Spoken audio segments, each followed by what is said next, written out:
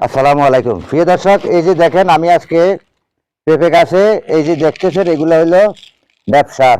আমি আজকে ড্যাপ সার দিতেছি পেঁপে গাছে। আমি আজকে ড্যাপ সার ব্যবহার করব। তো করার আগে পেঁপে গাছের গোড়ায় কি কি করতে হবে, কিভাবে রিংটা করতে হবে, অবশ্যই আপনারা আমার ভিডিও জুড়ে থাকবেন, আপনারা এটা দেখবেন। এই যে দেখেন আমি কিভাবে পেঁপে গাছে রিং করলাম। এই রিংগুলা দেখেন। প্রথম অবস্থায় আপনি এই পেঁপে গাছের চতুর্দিকে এইভাবে আপনি রিংটা করে ফেলবেন 1 ফুট দূরত্ব। 1 ফুট দূরত্ব, একটু আর একটু সামনে আসেন ক্যামেরাম্যান সাহেব। একটু দূরত্ব করেই আপনি রিংটা করবেন। রিংটা করার পরে এখানে এই যে এখন আমি ড্যাপসার গুলা দিচ্ছি। ড্যাপসারে কিন্তু তেমন ক্ষতিকারক কিছু নাই, তবে হ্যাঁ সীমিত দিতে হবে। ক্ষতিকারক কিছু না থাকলেও কিন্তু আপনাকে সীমিত অনুযায়ী দিতে হবে। এই যে আমি এখন ড্যাপসার দিচ্ছি। ড্যাপসার দেওয়ার পরে আমি এখানে একটু পানি দিব। পানি দিয়ে এটা রেখে দিব, কিন্তু মাটি কিন্তু আমি মাটি দিয়ে ডেকে দিব না, কারণ এখানে পানি দিব, পানি দিয়া রেখে দিব। তাহলে এখানে যে ড্যাপসারের যে গ্যাস আছে, গ্যাসটা কিন্তু উঠে যাবে।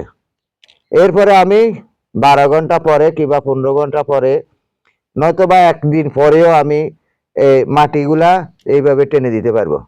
কিন্তু এখন আমি ড্যাপসার ব্যবহার করলাম। ড্যাপসার ব্যবহার করে এখানে ড্যাপসার দেওয়ার পরে পানি দিব।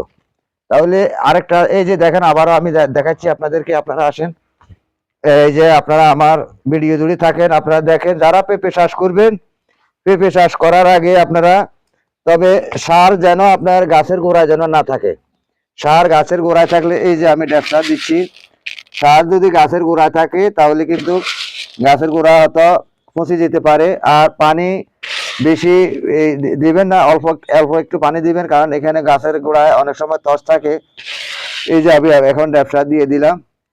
ড্যাপ সার দেওয়ার পরে এই যে এখানেও দিয়ে দিলাম ড্যাপ সার, এখানেও দিয়ে দিলাম।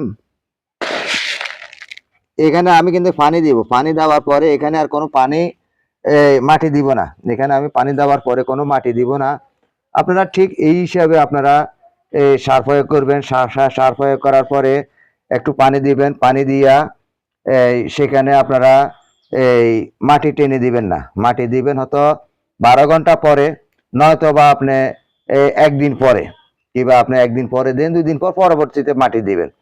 কিন্তু সার দেওয়ার সাথে সাথে আপনারা এই পানি দিবেন। পানি দিয়া কিন্তু আপনার এই মাটিগুলো টেনে দিবেন না। তাহলে আপনার পেঁপে গাছ ইনশাআল্লাহ আল্লাহ রহমতে অনেকটাই গ্রো হবে। এই যে দেখেন এখানে আমার আরো পেঁপে গাছ আছে, আমি আপনাদেরকে দেখাচ্ছি। এই যে আমার পেঁপে গাছগুলো হবে ঠিক এরকম। এই যে পেঁপে গাছগুলা ঠিক এরকম হবে। এগুলো